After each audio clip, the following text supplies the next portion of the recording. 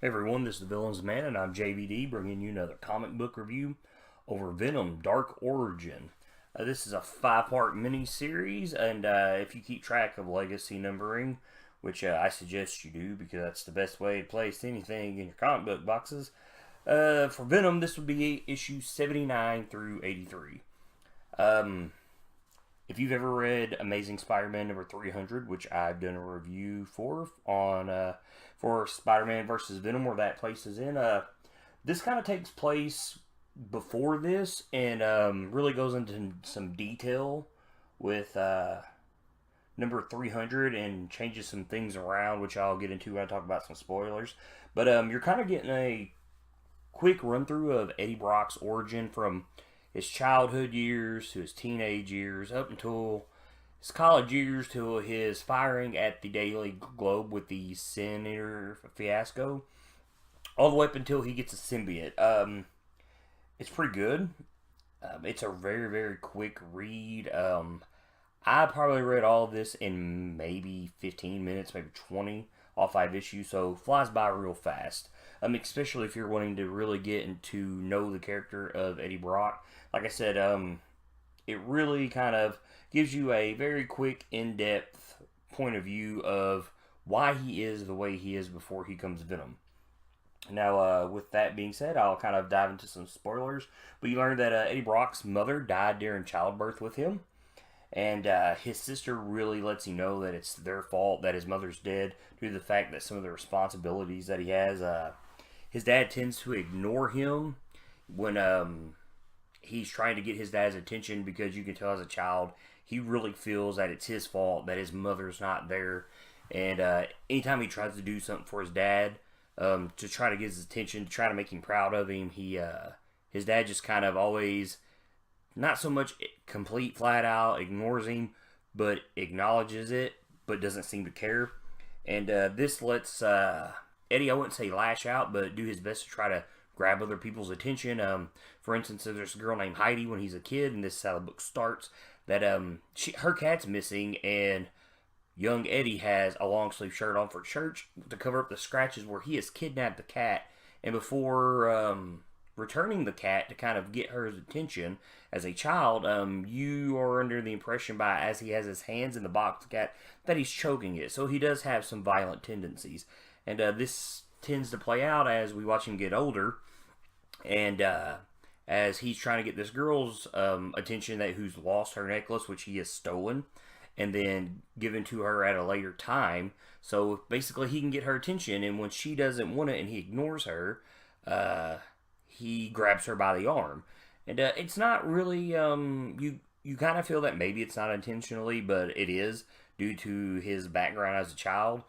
And this continues on. He's even stolen one of the wrestlers' jackets to make her think that he's on the team, but he's not, and then they beat on him. So you can tell he's a reject, for lack of a better term, in high school. And it kind of doesn't get any better once he gets older. But he's in a journalist class, and as you know anything about Eddie Brock, that's what he is. He's a journalist. And for the Globe, once everything happens with the Senator, and it's proved that the person he was learning all the stuff from the Senator was a hoax. But anyway, he's in this class, and the teacher really expresses to him that journalists are the word that everybody trusts. And he points to this with Nixon and Watergate. And you kind of see a flashback of a trial when he's a kid, when he's sitting with his dad, when he tells him, that guy's lying, and how Eddie's able to tell when someone's lying. And so it's funny because as Eddie grows up, he becomes a liar just to get ahead of people, to get the attention and the respect he thinks he deserves. Well, anyways, he even does such a thing when he tries to enroll for college by falsifying paperwork, saying that he had a job at a paper in high school. And when he gets through with it, and he's even trying to get, I would say, the dean of the college, he tries to even call the school to rectify the mistake the dean has found in his paperwork. But anyways, this is where he meets Anne, because he takes a phone from a guy trying to make the call, and he flips out. A guy tells him he's head of ROTC, which they realize that's a lie. So he's already telling lies in college just to try to get by. Well, anyways, he lies as a girl named Anne. He's like, look, I'm new here. I need to find my place. And it's a mistake. So she follows him. And then he takes her to the bad part of town. And they're in New York. And she's like, Eddie, this is a bad place down. He's like, oh, well, maybe I am in the dorm. She's like, you lied? And before she can tell him the mistakes he's made, they're jumped by thugs. Spider-Man saves them. Well, she's unconscious. When she comes to, they're all laid out. And Eddie's like, I did this. So he's already using something someone else has done, something else to lie to get notoriety. So eventually, he's lying to her. They've gotten married. He's at the Globe, telling her that he's actually a reporter there. He's a journalist, which he's lying. And you can kind of see this when she's looking through the paper, and she references, I think it's page 3, and he's like, oh, maybe it got pushed out. Well, anyways, he's at the Globe. You find out he's an intern, and they pick on him just like the wrestlers do when he's in high school. And going through some paperwork for one of them, he finds out that there's an envelope. He opens it. It's a message from the Sin Eater. And the Sin Eater just killed Gene DeWolf, and he sees this as his opportunity to take it from this top-notch reporter who's been making fun of him and get by with it. And he does. So he makes calls to the Sin Eater, and basically the cops are coming down on him. And it's cool because in Amazing Spider-Man, you really don't get this side of the story. You just know that Eddie Brock is the one reporting it there. So from this point on, you can start to make the connections with the Gene DeWolf Sin Eater story and the Amazing Spider-Man stuff, and get Eddie's point of view instead of Spider-Man's. So, anyways, it comes out that, well, before I get there, there's a smile. Eddie Brock's always got this big, retarded smile on his face when he realizes there's a lie that'll let him get by. And it happens all the way up to this point with the Sin Eater stuff. And the Sin Eater keeps calling him, and by now, if you've never read this, it's a hoax. And, but anyways, it's made him stupid famous in New York. Because he knows who the Sin Eater is. The cops are coming down on him. Well, anyways, this goes on. It's wrong for him. Because Spider-Man has captured the Sin Eater. The guy he got this from was a liar, just trying to get attention. Well, Eddie's going to commit suicide, which we learn about in Amazing Spider-Man 300 at the church. He's going to kill himself, and it's basically because Spider-Man ruined his life. And, he feels that he doesn't deserve to live, but he doesn't want to. And this is where the symbiote gets him. Now, what's crazy here is now we're getting the point of view here in the story where we didn't get to see an Amazing Spider-Man when the symbiote goes below. We just get the story where Brock is telling Spider-Man what had happened to him. Well, anyways, this looks very painful. As the symbiote, first thing it does is goes into his eye, to his other eye, then it's in his nose, it's going into his mouth, and it's very brutal to watch. It seems like Eddie's in a lot of excruciating pain. But he starts to see what the symbiote's seen during the Secret Wars. It's showing him what he went through while attached to Spider-Man. Well, anyways, he busts through the walls once the preacher calls the cops. And there's a really cool look here when this happens with Venom, because when we see Venom debut in Amazing Spider-Man 300, we're not getting the tendrils lashing out anywhere, but it's very, very prevalent here. Or almost it kind of, with the little pieces jumping out, in a way it kind of reminds me of the Darkness with the little darkling things running around. But anyways, he crashes through to confront the preacher, and the tendrils end in Spider-Man legs, and it kind of looks like the Iron Spider suit from Civil War. And it's a really cool look, and he still just has the look of the Spider-Man mask. There's no teeth yet or anything. But he winds up killing both cops, and it's crazy because you start to see where he hates killing innocents here, but yet if it's a necessity, he's going to do it. And he even asked the preacher for forgiveness here for the sins he's committed and even killing the two cops.